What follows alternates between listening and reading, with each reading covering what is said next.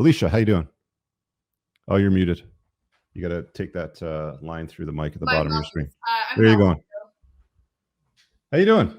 I'm well. I really enjoyed hearing. I honestly haven't read your book, and I'm just kind of being introduced to your channel. So I Okay. can definitely appreciate your approach and how you handled, the whole locking down women. I think that was really nice of you to Yeah, say. does that make sense? Absolutely. I 100% agree that when, at least for me, when I'm in a relationship, it's that person and no one else. Hmm. And I think that that's a good thing and a bad thing. I think that it gets to the point where you're like, I don't realize that there's other people out there. And then if it ends, then, you're kind of in this, like, not in an obsessive state, but you're like, now it almost feels wrong to think about somebody else in that manner, if that makes Hmm. sense. Yeah, it's not something that you want to enforce on a woman. I mean, if a guy's ever tried to set boundaries around you, it's generally uncomfortable for women, is what I find. It needs to be a choice, right? It's like, okay, look, like one of the things that I encourage guys to set a boundary around is don't deal with women that keep guys from their past around, right? So if you dated somebody for a period of time, obviously you're intimate with them. I'm not good with my girl going out to lunch with, Fred or whatever. It's like, look, it's as simple as I don't take women seriously that behave like that. Like I can't be in a relationship with somebody that does that. So if you do that, and that's your choice, you can kind of go. So it's not an enforced boundary. It's like a choice that you have to make. So it's a careful dance that you have to walk. And I think a lot of guys struggle with it because they have a lot of social anxiety around women. They're not particularly calibrated well. It's a Mhm. bit of an issue. Did you have a question or did you want to challenge me on something tonight? Like, what did you want to chop up on this show? No, I just kind of ran across, I think it's Muff, something like Oh, that. okay. Okay. We kind of just crossed paths, and I just kind of wanted to tune in. Are you single? Are you in a relationship right now? Like, what's your story? I am single. Hmm. I have not recently, but in the last year, gotten out of a 6-year relationship. Okay. It ended pretty badly. So, kind of like what we're talking about, I was all in, I was invested, exes were blocked, didn't have guys on social media, didn't go out on the weekends. Hmm. I kind of sheltered myself to be this, not introvert, but I guess that's what you would call it. I went to the gym, I did the groceries, I cleaned the house, I managed it all, and Hmm. kind of put him first, put him through his version of school while we had both been out of undergrad. And when it was his turn, he backed out. His turn So to. to kind of take over. So we were Okay. together for almost 6 years. In September, one of his coworkers had reached out to me and was like trying to hit on me. And at first, I thought it was like a joke because it was like his best friend. Hmm. And I was like, that's really inappropriate. Like, I will be telling my ex. And he was like, well, your ex is cheating on you with his partner.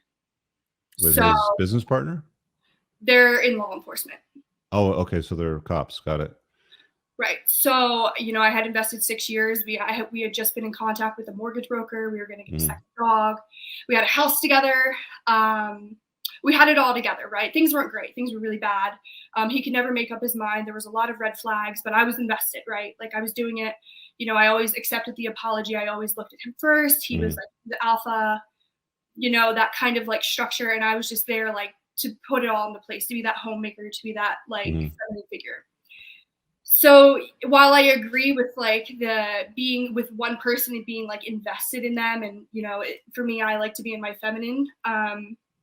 I feel like I don't know. I guess I'm kind of confused at like at what point does the man back out on that? Like if you're all invested, like I'm doing everything I can. Like I considered myself to be attractive. I considered myself to be in fitness. Was he invested in this partner of his? Like they would go out and date. They would see each other, beyond just work. Not to my knowledge. He was always home if he wasn't at work. I knew his schedule. Hmm. Um, Was she in a I'm relationship too? She was engaged, and She was engaged. Okay. they just had a baby. Yeah. Oh, and they So just had a baby. yeah, so he didn't meet her until April of 2022, Hmm. and he kept coming home to me and being like, "I do not like her. I don't feel safe working with her. She always, But he's banging her though. I didn't. I don't know. I see. I was just told by his close friend, his male close friend, Hmm. who I had, been around, been out with, that he was cheating on me with the coworker. So I Hmm. had got suspicions, and I had started asking questions. and I had looked through his phone. He handed it to me. I looked through his phone. I didn't see anything. I had checked his Apple Watch when he wasn't looking. Mhm. It had put me in this crazy mindset. And so one day he's in the shower and he's playing music, and I hear it stop for like a little second. And it's like a thing when you take a picture on Snapchat, Mhm. it stops the music for one brief second. So I kind of like move the curtain, and I'm like, who are you taking pictures for in the shower? And he's like, get out, you're crazy. Like, doesn't say anything, just calls me crazy, which was a common theme for him, for me, when I asked a question. And yeah, so I had been like, okay, like, who are we Snapchatting? Like, what's going on? He's like, get out. So he walks the Mhm. dog back in. Then I come to find out he's like, it's just my coworker. I'm like, okay, like, why are we Snapchatting your coworkers? Just my coworker. Let me Snapchat my coworkers in the shower. Like, that's weird. Yeah. And so I figure that out, and then he cuts it off right there. There's no explanation. The next couple of days Ends he it with you or ends it with her? ends it with me.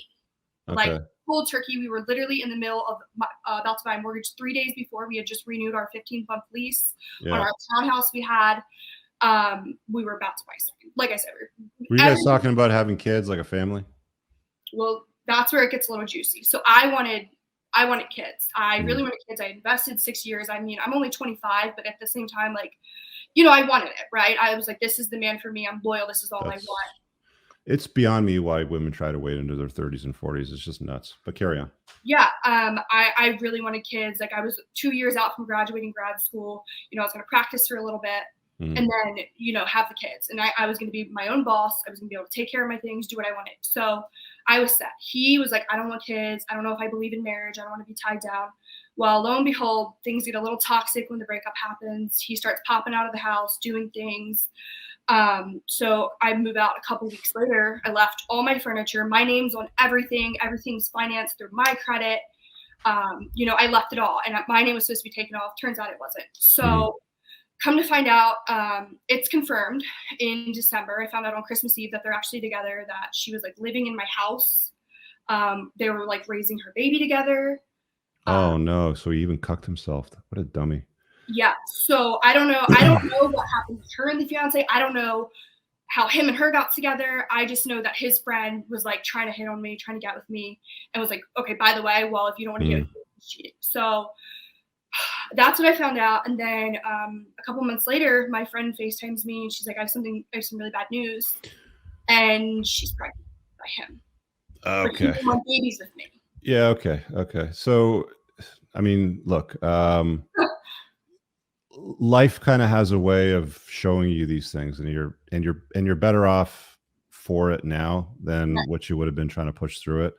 Um, I mean, I'd like to hear his side of the story too, but at the end of the day, I would love to hear it.